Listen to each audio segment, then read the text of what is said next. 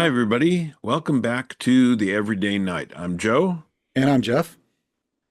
And Jeff, Yes, sir.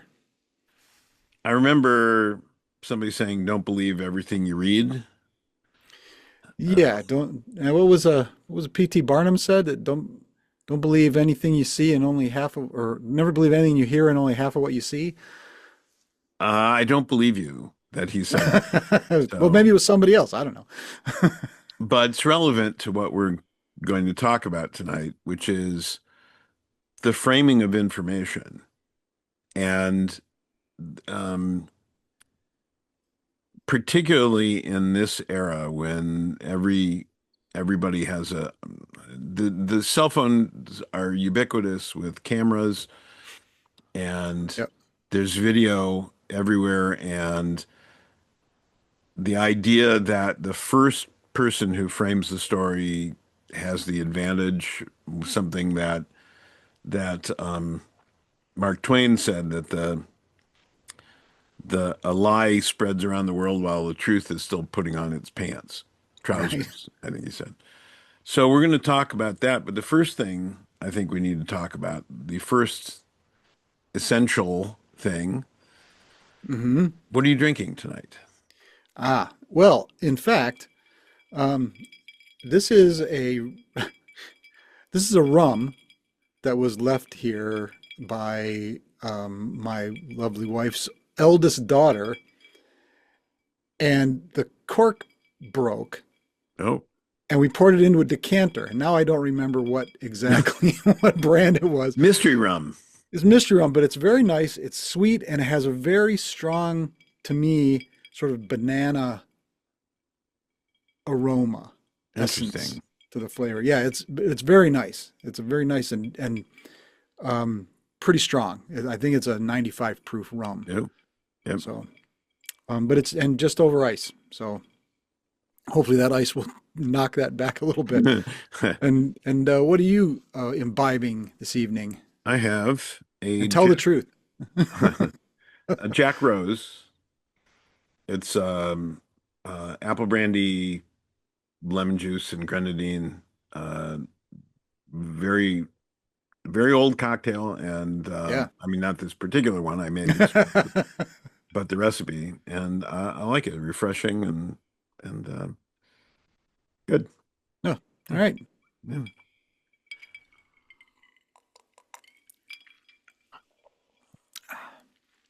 I play around with the proportions a bit because different recipes. There's so many older cocktail recipes have a lot of variations, Oh yeah. and I find that I have to tweak them and experiment with them to get the proportions because it depends on the ingredients and depends on, so tweak the proportions. Well, Um, it gives you an excuse to keep trying. So, yeah, I need an excuse. well, Um, they're always useful. yep. Whether you- So in the well-known and often quoted, sometimes feels like we're living in it, uh, novel 1984, Mhm. which is about George a Orwell. George Orwell, about a totalitarian state, um, which I always recommend if people read that, they should also read Brave New World Yeah. by Aldous Huxley, which is also totalitarian, but in a different way. And but Orwell wrote, said, the party told you to reject the evidence of your eyes and ears. It was their final, most essential command. And if all others accepted the lie which the party imposed, if all records told the same tale, then the lie passed into history and became truth. Yep. Yep. And I was just reading about an astronaut who, in the Mercury days, um, they said he was a test pilot and he didn't follow the protocols and he landed off course and it was his fault and he never flew again. He became an aquanaut, actually, Hmm. experiment doing undersea stuff. But eventually the evidence came out that no, there was severe malfunctions and he used his training as a test pilot to Save the, yeah, fly it and to save himself and to adapt. So it wasn't it was actually adaptation, but that wasn't the story they wanted to get out. right. Well, that sounds a lot like the Sully, Yeah, Captain yeah, Sully story, yeah. where they're trying to make it all about his error. Well, in the movie they did that, but Yeah. apparently that's also not true. And that's one of the things with movies. Well, I know the movie tried to make him he wanted him to be more heroic. Yeah, but they also had an inquiry where it looked like they were trying to pin it on him and it didn't go that the inquiry didn't go that way. They Oh, understood okay. that yeah, anyway, but that's the thing about telling a story. And movies do that a lot. And they fictionalize things and then people believe that that's the way something was. Well, it's different if you're looking at video evidence. But that can be subject to framing as well. There's a great commercial for the Guardian newspaper about 4 years ago, and it shows a guy, young guy, kind of wearing fatigues, and he looks kind of rough. And he's at a street corner, and he looks to his left and starts running, and then you see a car pull up behind him. So it looks like he's running from something from that point of view. Then they show another point of view from behind him, and he's running at a guy, looks like an older guy, businessman, who puts up his briefcase. Looks like the guy's trying to grab his briefcase. So it looks like he's running to steal Right. something. Then there's a third point of view, and it's a wider point of view, and turns out there's a pallet of bricks that are Hmm. about to fall, and the young guy grabs the older guy, pushes him out of the way, saves his life, and said it's about all of it. It's Yeah. about Right. The having perspective. the perspective. The commercial was called Point of View. It was very Right. good. And we have we are inundated with images, video images, and everybody's in the media is telling you a version of what has happened. Right. Um, you recently shared with me um, a video about the physicist Richard Feynman, Yeah. and the video made it clear that when Feynman thought he was onto something, that's when he slowed down and questioned himself even more. Yes. And that's how he ensured the or improved the likelihood that what he was getting was real and factual, that it was not simply his own bias wanting to believe it. And all of these things are components of what we're talking about, which is Yeah. not people reaching a conclusion before they have evidence, not knowing how to evaluate the evidence, listening only to some sources. We've talked about cognitive bias before and selective reasoning and information filtering. It's even more important now to get things right, to take the time to be sure you get things right, but there seems to be even less time to do so. People are Right. Well, so yeah. quick to judge. Well, we have as a society, we have probably for good reason lost faith in the official account, Yep, the account from officials, I guess I should yep, say, and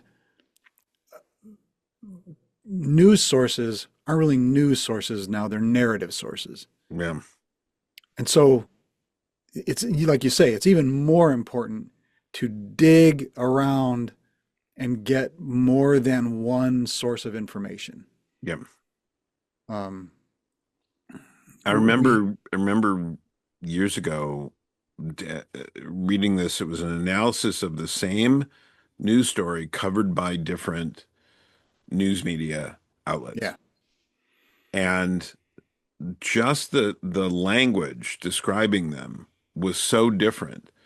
In one place, one account used, well, the words that were used carried certain implications Hmm.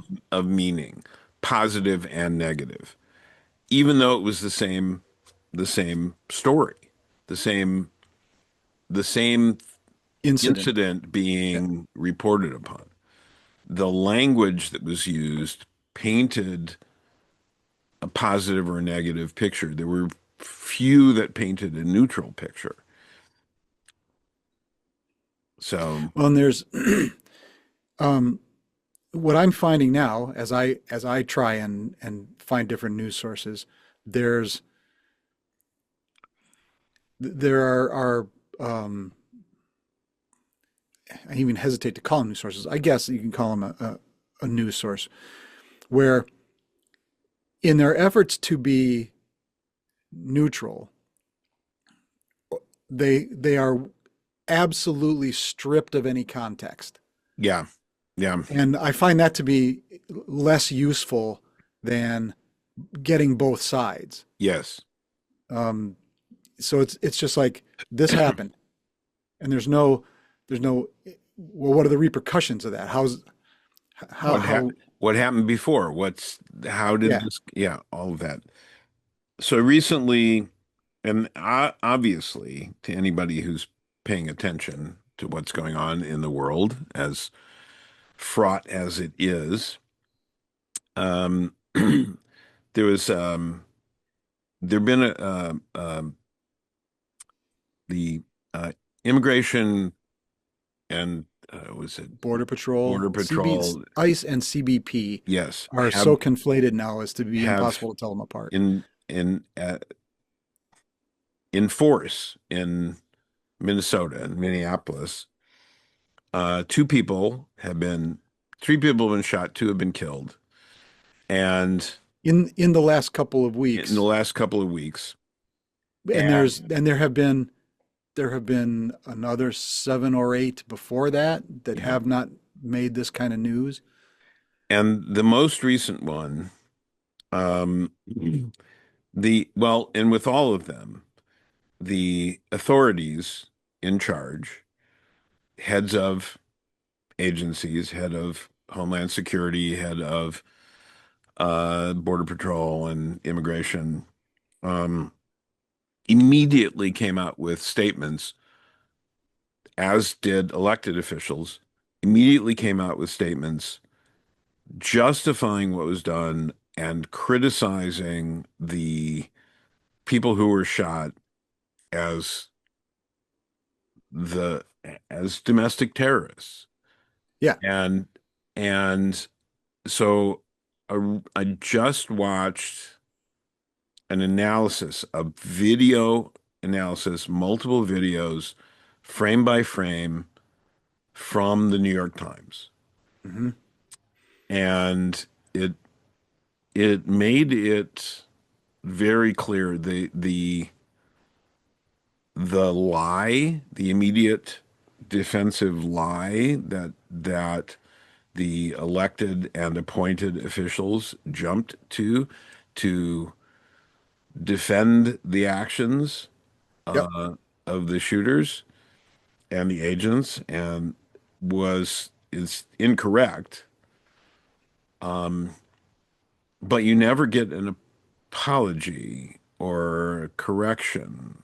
You You get the best I think we've heard is the sort of the step back to, well, we'll wait until the Yes, investigation, except they're investigating themselves. yes, and they didn't wait. They And did not wait. But then after the video clearly, you know, destroys their narrative, they say, well, we're not going to say anymore until the investigation is complete. mhm, But but that's just putting it off. And if the and the this is one of those buried on page 4. No. an old analogy Yeah. of a headline comes out and it's sensational. And then when that headline turns out to be not not accurate, well then the back in the paper would print a retraction like on the fourth or fifth page, Yeah. right in Buried the corner in a somewhere. little, Right. yeah. It's oh well we yeah we made a mistake about that. Sorry, in very small type, right? So and that's the equivalent of what's happening, Yeah. I think. There was a terrific movie many years ago with Paul Newman and Sally Field. And he was a business owner who was smeared by innuendo in the newspaper by reporter Sally Field. It's still worth watching. Hmm. What he does and how it resolves and how it doesn't resolve. It's it was really disturbing. Um, but it's the problem still exists, even if, it's that, and part of that is driven in the news media by the profit motive. Yeah. It used to be back in the day that the news divisions of television were not expected to be profit making. They Right. were considered a public service that It the was part of their networks FCC licensing. networks did. And then that went away, unsurprisingly, during Reagan's administration. Right. Um, and the wall between profit and news, between advertising and news, went away in newspapers, in magazines, in radio and Well, television. and newspapers kept, I mean, they there was always either a subscription or some pittance Hmm. cost on the street when you bought them, were paid for mainly by advertising, Yes. commercial advertising, not political advertising, commercial advertising. And the paper got the advertising by increasing their circulation by being trustworthy. Yeah. Yeah. So the opposite is now happening, right? Now the corporate ownership of the media is is pushing whatever narrative it wants at the cost um, of integrity, Yeah. and as you say, just trying to claw as much money by pushing the narrative that gets the most clicks or whatever, Yeah. that gets the most engagement. Because now they're selling engagement by itself. Integrity is no longer necessary as long as you've got sufficient engagement. Well, yeah, because you get eyes on screen, the eyes will see the advertising, Right. and that's what they can charge for. There was also another good movie a few years ago, about the publisher of the Washington Post, played by Meryl Streep, I think, and her decision to go with the Watergate story. Um, oh no, no, or was it? No, it was the Pentagon Papers, I Mm. think, and to publish those. And I'll have to watch it again now. I'm confusing my newspaper breaking Yeah. stories of importance. Um, but I think the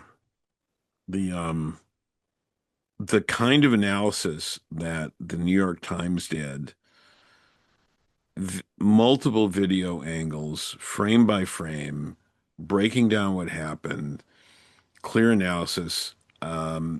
It it made it made it clear that that's the sort of analysis information that should be done before anyone shoots their fucking mouth off Right. about what has happened.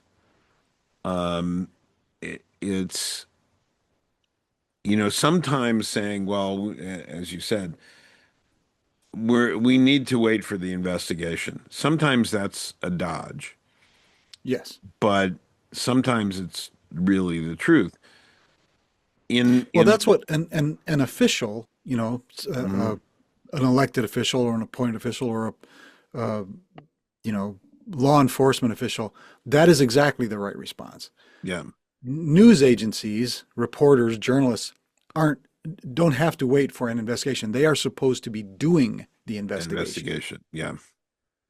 So, yeah, I get you. And for as you pointed out, I mean, for these officials, heads of departments, secretaries, within hours, come out with a statement that paints a very clear or at least or in some cases in an intentionally murky picture of what actually happened Yeah.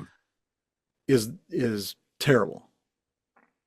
I think it's in by contrast, there are local and state officials who have responded to crisis situations under their jurisdiction, who have followed the public relations, the standard rules, the accepted rules for Right. crisis communication that I studied and have advised clients on.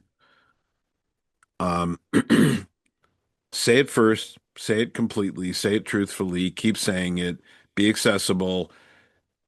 Don't state what you don't know, or don't state thing. Don't state what you assume. Only state what you know. If you don't know, say so, but promise that you will be available and you will keep updating and you will keep telling Right. the truth and say and do that. And that's the model for crisis communication. And the example I would show is the guy who was in charge of crisis communication when the Tylenol poisonings happened in Chicago. Oh, yeah. And he he advised them, and it was very logical and it made a lot of sense. Because and for people who don't know, this a couple of decades ago, and it's still unsolved. Somebody poisoned Tylenol bottles in Chicago, and people died. Yeah. Well, That's why we have there's yeah, exactly. His response was, we have to pull everything off the shelf, and not just in Chicago, nationwide. We pull all the product off the shelf, which freaked out the company, but they agreed because he said, we don't know how extensive this is. Well, what they so they went from like 50%, more than 50% of the market share. uh-oh, it's back. It's back. Gremlin is back. There we go. They went from more than 50% of the market share to zero overnight. Yeah. And they rethought the medication itself, which had been a capsule that pulls apart. They went to a solid. That's where the caplet came from, Hmm. solid. But the big innovation was the bottle. They actually sealed, put a metal Yeah. seal The on the foil seal bottom, you now foil see on seal, and everything. then on that, yeah. And because it was about trust, and trust is the essential ingredient necessary for anyone to do business with anyone else. You Yeah. have to get what you pay for. You have to believe it. You have to trust that that's going to happen. So they went from like 50+% of the market to zero. And then when they relaunched, they went up to 70% Hmm. of market share while everyone else played catch up. And I think the politicians don't understand, business leaders often don't understand what's necessary to maintain trust. The counterexample I would always show was the guy who was the head of BP. during the oil disaster in the Gulf. Oh, well, yeah, one of them anyway. One of them, but the one that was on camera 24/7 because they had an underwater camera. Yep. And he said he kept lying about it. And then he said the final straw, he said, yeah, I want this to be over. I want my life back. Meanwhile, the economy in the area was damaged and people were suffering and he looked he was terrible. He was terrible. He was removed as CEO of BP pretty Yeah. quickly after that. I'm trying to, whoa. There we You go. There we go. got like a little carnival ride there. Yeah. I think I can fix this maybe. There we go. Oh, nope. Okay. Nope. Nope. I'm getting motion sickness. I'm not moving. Okay. So I think Well, yeah, go what ahead. you're pointing out is maintaining or establishing or reestablishing credibility, Yes. right?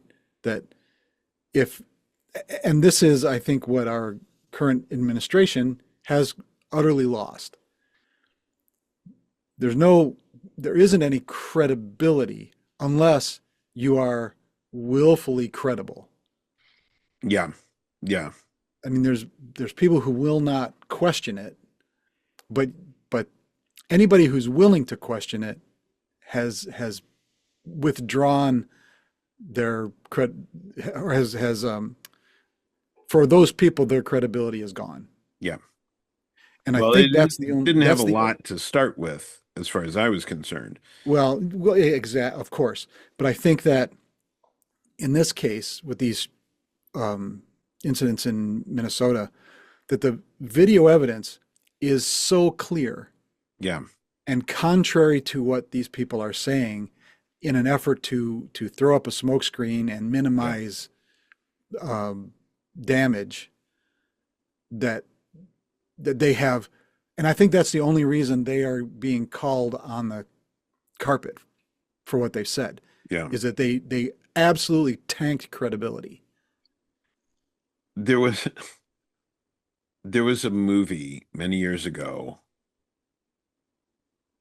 a movie that could only have been made when it was. It was like the 60s, I think, maybe the 50s, 60s, I think, early 60s. And it was How to Cheat on Your Wife, I think was the title of the movie. And it was a comedy, a lighthearted romp. It probably came out after How to Succeed in Business Without Really Trying. It was it was it was in mood similar to that, and it's a mad, mad, mad, mad world. It was a series of vignettes. This Hmm. one guy explaining to his friend how to do it. And one example, and I remember this, it was just it's a horrible movie in the retrospect. It really is. Because it's all about lying. And I've told you before, while I admired um, Lucille Ball as a comedian, Hmm. her timing and her innovation and her business acumen and in so many ways, the relationship between Lucy and Desi Ricardo, Lucy and Ricky Ricardo, Yeah. I hated that because they were constantly lying to each other, Well, as far yeah. as I was concerned. And that But that was married sitcoms for decades. I know. Well, the Flintstones and the Jetsons and I mean, those were kids' cartoons, and the adults were still lying to each other. It was horrible. Um, and the Honeymooners, and so anyway, um, but in this one vignette in that terrible movie, a a woman comes in and catches her husband in bed with another woman. And she says, "What are you doing?" He says, "What are you talking about?" And meanwhile, he's getting dressed, the woman is getting dressed, they're getting dressed, and he keeps saying, "What are you talking about?" I'm not, no, nothing's going on. And he's sitting in The woman has left. He's sitting in a chair, fully dressed, reading a newspaper. And he says, "What are you talking about?" And the woman just says, I guess I'll start dinner. I mean, he complete gaslighting, Yep. which the term comes from a movie, Gaslight. Gaslight. Yeah. Gaslight, in which a man makes his wife believe she's crazy. Um, Well, and in that case, he's trying to get her committed, isn't that right? And he yes, wants her to I do it think so. voluntarily. And it feels like an attempt at gaslighting. That's what Orwell was describing was gaslighting in his Oh, yeah. notation. And That, that term comes up a lot these days. yes. Um,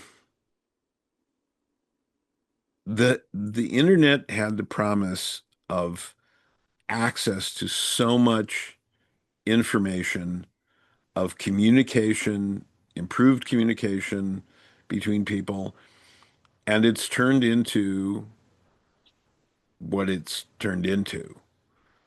Well, a high velocity sewer pipe. Yeah, exactly.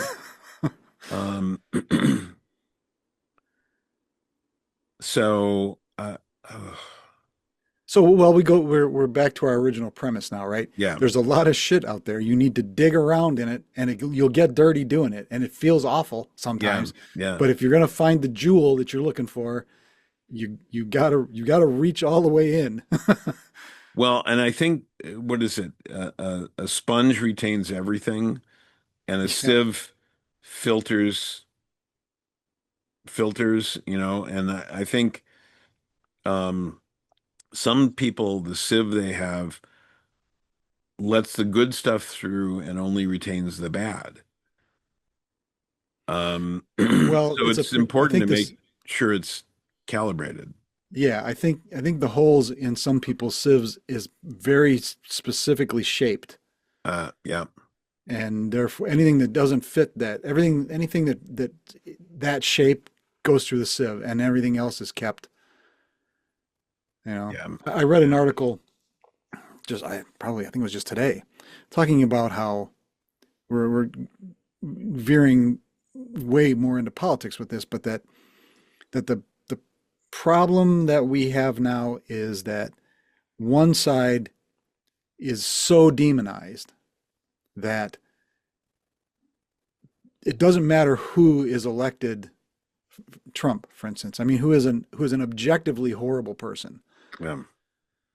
gets elected and maintains his thrall over people because he fights the thing that has been so demonized that people can't every it all has to be opposed, and it doesn't matter who's opposing it. It doesn't matter how terrible they are, as long as they keep fighting that thing, that evil leftist, communist, Marxist, call it whatever you want. Yeah.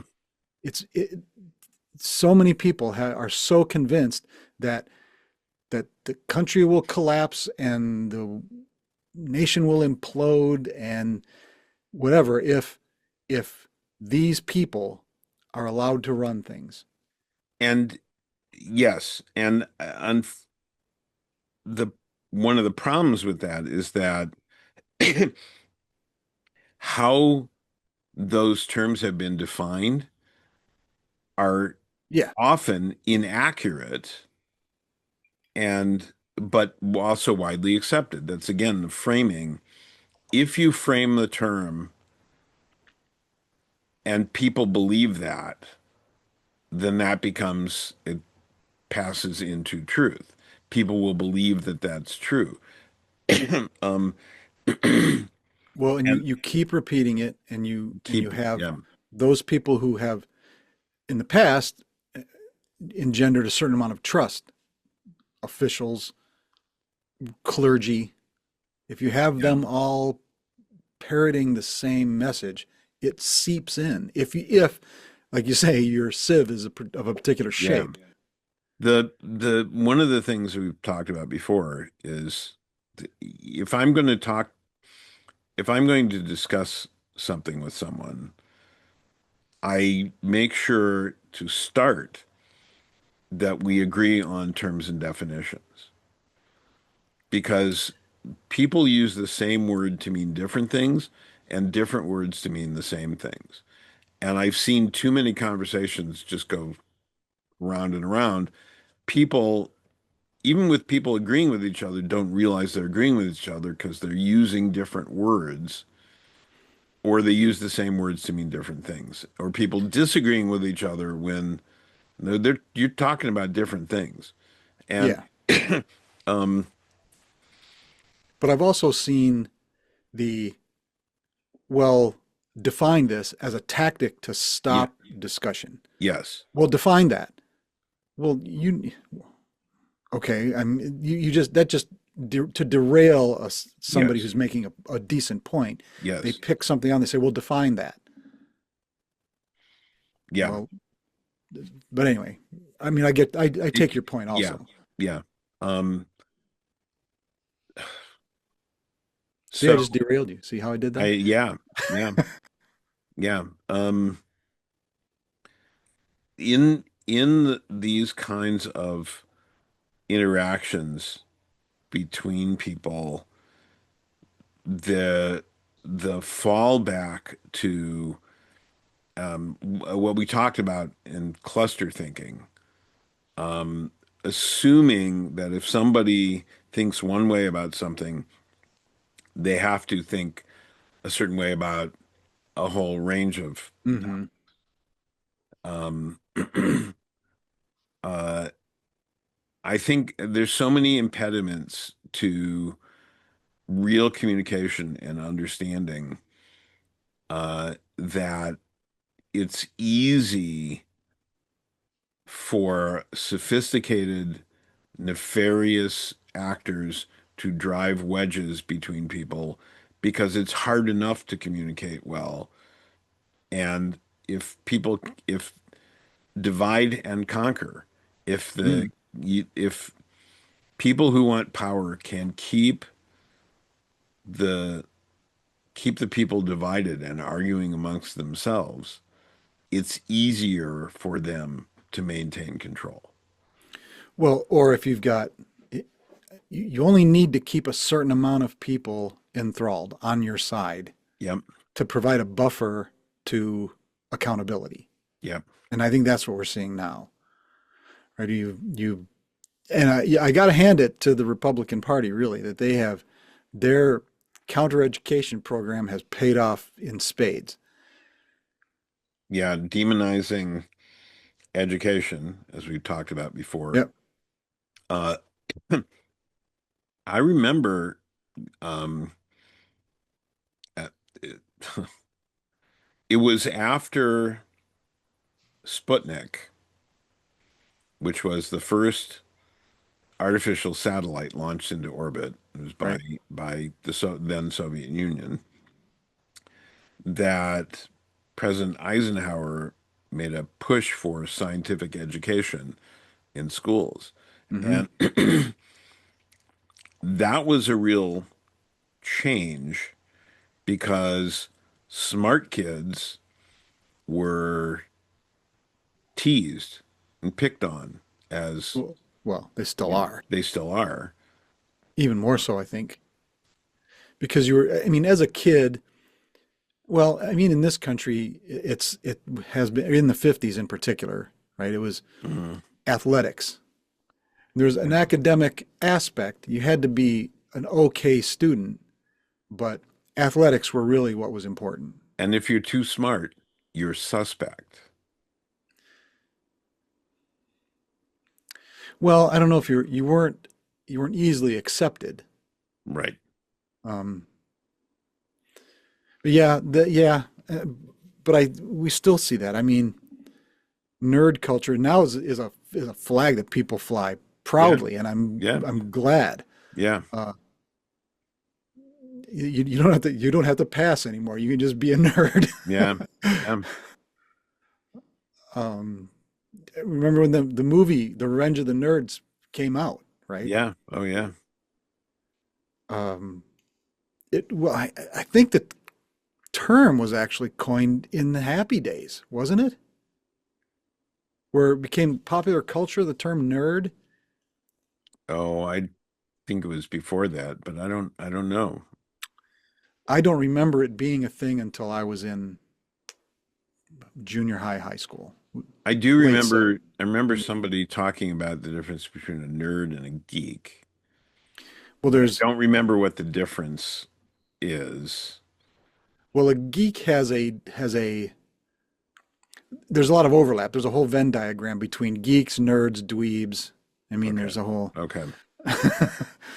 Yeah. But um, what sort of uh, defines the geek aspect is the incredibly deep and narrow knowledge of a subject. Which one is that? That's the geek. That's the geek. You Okay. can be a geek about English. You can be a geek about Star Wars. You can be a geek about, you know, Okay. anything. The nerd has a certain unsocialized aspect. Okay. So you can be a geek and a nerd, but you can be a geek without being a nerd, and you can be a nerd without being a geek. Okay. So, Wow. Okay. So, getting back to what we were talking about, um, I think the idea of framing a story and framing information um, is the goal to frame it for persuasion, for hmm influence, or for accuracy, for information. And so, as always, it's important to understand the motivations of whoever is presenting the information. right, Um, right. I I um I got to see Hunter S. Thompson speak live Oh, when I was an undergrad. That was an interesting experience. He came out with a brown paper bag that had a bottle in it that he pulled out. It was wild turkey, which was his standard, and he set it on the table and he leaned down on the table and inhaled something and then started taking questions and had to excuse himself because he didn't catch the first one. But told a story how he said that Walter Cronkite, the well-known anchorman, yep. most trusted voice in America, that's the way it is, newsman, was hooked on the drug wallet. And so people started looking for wallet, what wallet was, and he meant that it was for him, it was about money, Yeah, profitability. And that, but I think the thing that Thompson, uh, as a cynic in every way, if you could need an example, I think the thing he didn't get was that it's something that you said, that Cronkite's credibility was his, that's what he had. right. That was That was his his cachet. cachet. And that was his wallet, was his credibility. And he would maintain that. And he did maintain that. And that's, I think, something Thompson, brilliant, erratic, um, kind of crazy and Yeah. cranky, didn't really understand um, that that that and this ties into the virtues Yeah, right. because what is it that We know the you've waited. We know out there that you've waited a long time for us to get around to where the virtues come in here, yeah, but here we but are. it ties into that because what is the cachet? What is the credibility? What's the value of virtue? And the value of virtue is trust. That the person who is honest and courteous and truthful and exhibits fortitude and courage and has those virtues and is exhibits them consistently. consistently will have trust. And trust is worth a lot. Trust is the essential thing. And so when people lose that, it's difficult, if not impossible, to get it back.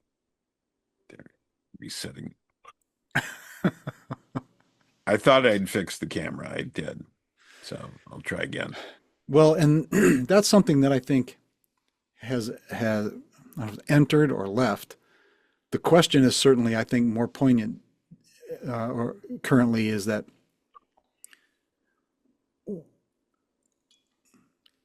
back in the day when we were voting for, you know, elected officials, there was some measure, or we looked for some measure of integrity, whether or Mhm. not you agreed with all of their policies that they were said they were going to pursue. If Character matters, I remember. character matters, it mattered, or it used to matter, Yeah, right? That you could accept, you could accept losing an election if both candidates had a certain measure of character. right. Well, I don't believe all of his policies, but I believe that he will act rightly when it comes down to it. That he will be honest and do the best they can. And there used to be this idea. I've always thought that the Republicans and the Democrats and the right and the left, whatever. Well, the right and the left are a separate thing. The Republican and the Democrat parties, we've talked about this before, where you in the primaries you play to your extremes and your base, and then when you won the primary, you pivot toward the center. Mhm. That hasn't happened in at least 5 election cycles. They don't So pivot to the center. no, No. no, unless you, I mean, except Well, that I think, there's not much center anymore. well, and I think the two are linked. There's not, one isn't a cause and effect. I think one ratchets up the other. Mm. But the idea for me was always that while the Republicans and the Democrats had different ideas of how to accomplish things, the thing they were trying to accomplish was the most good for the most people. Yeah. How you go about that is where they differed. Yeah. You know, the well, no, we need to free up corporate, we need to deregulate corporations so that they can invest money. That was sold as a, it'll benefit everybody, all, Right. you know, rising tide and all that bullshit, which turned out to be totally untrue. Did not work. Has never worked. A rising tide lifts all mega yachts. Yeah, right. Right. So so that's where I think it has broken down, is that the promises made haven't panned out. But the rhetoric that demonizes the other side has taken over,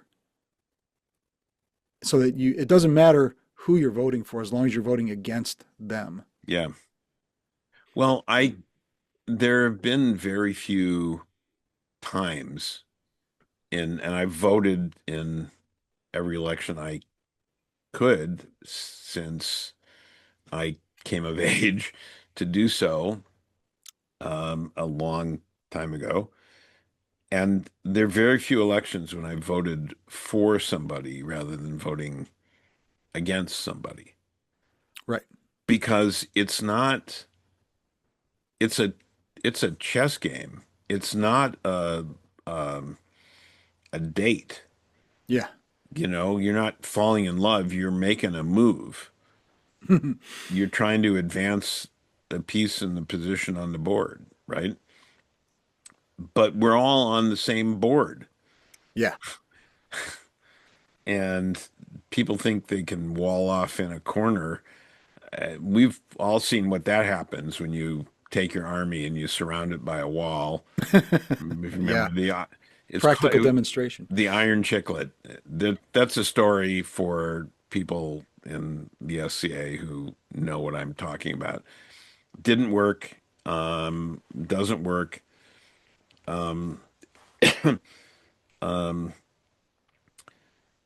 We're in this together, and people don't seem to. Some people don't seem to understand that.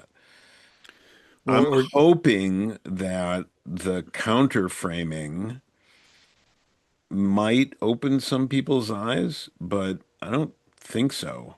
I think some people, some people who don't pay as much attention as you or I, or a lot of people we know, who I think it's gradually sinking in, maybe, as, oh, they promised cost reduction immediately on day one. Not only hasn't happened, prices have moved in the other direction. Maybe if people's self-interest is affected, maybe they'll start to understand that they were lied to.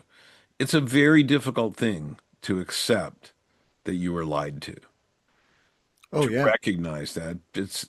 That's another framing issue. People will do almost anything to avoid that feeling of cognitive dissonance, where what they believed and the evidence of their own senses disagree, yeah. and their mind and their experience is at odds.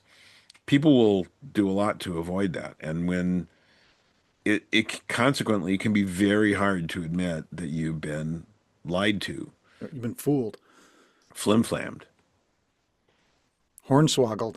scammed. Let's not have this contest now. but but what and I think I kind of I'm kind of low key counting on is that when usually people realize people who have held on and held on and held on, I'm like, no, no, that can't be right. That can't be right. When they finally do realize or finally come Mhm. to the position where I was lied to, they are angry. Yeah, They're not they're not apologetic. They're not sad or regretful that they made this mistake. They are just angry at the people who fooled them. yeah. And that hopefully that can be harnessed productively. Yeah, yeah. Well, Sometimes it becomes a backlash against the person who pointed out that you were fooled. and that's the thing. You know, we have both known people who were in, let us say, uh, poor choice relationships. We have known people. Um, and one thing I learned well, a well, long wait a minute. time, However, before you go on, I will say, if I'm going to be absolutely honest, in a lot of my past relationships, I was the bad choice. well, yeah, but that wasn't exactly what I was talking about, but thank you for that. Yeah. Anyway, um, but we've known people in those relationships and really wanted to point it out, but I learned when you point that out, the the person you're pointing it out to is going to be angry. And when that relationship does end, they aren't going to remember that you tried to give them good advice. They're just going to remember that they were angry at you. Right. So harnessing that anger is potentially real, really, really difficult. Yeah. Um, I, but we'll see, you know, we'll see. There are few people who are more anti-smoking than ex-smokers, for example. True. So let's see if the people who eventually realize they were lied to become harness that anger in a positive direction. So, Yep. As long as we don't all die of secondhand smoke yeah, before that happens. metaphorically. Yeah. Um, so anyway, check your sources, check other sources. Um, I remember in class once asking students where they got their news, and for most of them it was TikTok. Which is And absolutely bizarre to me. yeah. And I said, where do you get your news? And I pulled out my phone. I said, I've got a couple, I've got at least a dozen news apps here Hmm. from across the political spectrum and from other countries. And I regularly check multiples of those for information about the same story to see how it's framed. Yeah. And if you listening to reports about the take of in other countries on what's going on here uh, is It's really enlightening. it is enlightening. It's disturbing. It's a change in the global picture. I see two ways. I see the one side wanting there to be three spheres of influence: Yep. the US, Russia, and China, and dividing up the world into three totalitarian spheres of influence. Which is, The yeah, the it's, I'm not other sure. I'm not sure how Russia and China are, because they share a border. I'm not sure how that's gonna fall out. I mean, the Russia going west, Europe, China going east, Asia, the mhm. US in the Western Hemisphere. That's the bad case. Well, yeah, Yeah. The other thing is that all the other countries are going to push back and get together and say, fuck a bunch of this noise. yeah, We yeah. are not going to be fall under totalitarian spheres of influence. We're not going back to the Iron Curtain days or the all of that. We're not going to do that. And but I think that means the a more multilateral, pluralistic world, Oh, yeah. This, and which is inherently a less stable one. But stability can be the stability of a prison or it can be a peaceful garden. It's we'll see I what see. happens. That's the thing. I don't see it. I don't, and I chafe at the epithet of globalist. I'm absolutely a globalist. I will own that all day. Let's one world government. I'm down for it. Well, it's one way to get um, into the Federation of Planets. Well, exactly. I But mean, globalist is has been used as a um, dog whistle epithet for Jews. well, there are so many though. Yeah, well, that's true. That's absolutely true. So, So if you just if I'm not allowed to call myself anything that isn't somewhere an epithet for Jews, I can't call myself anything. It's not fair. yeah. Well, just content yourself with being a mensch, Okay, you know. you and I know that you will tell me when I'm not being a mensch. Yeah, So yeah. I'm trying to keep my mensch card, you know. Yes. I should make cards. I should. Congratulations, you Heck were a yeah. mensch today. But mensch, I mean, a mensch is the mensch is Yiddish for sprezzatura. Not exactly, but I'll go with that.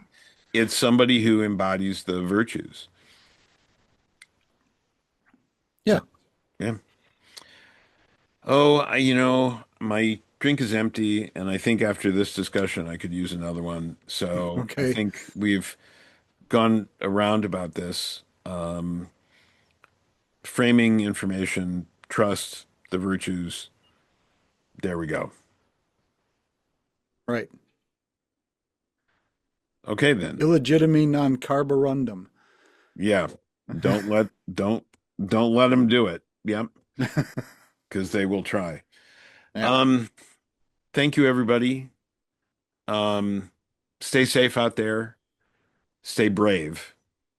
Do the right thing, even if it's difficult. Look out for each other. And until we see you next time, be thou A good night. and true.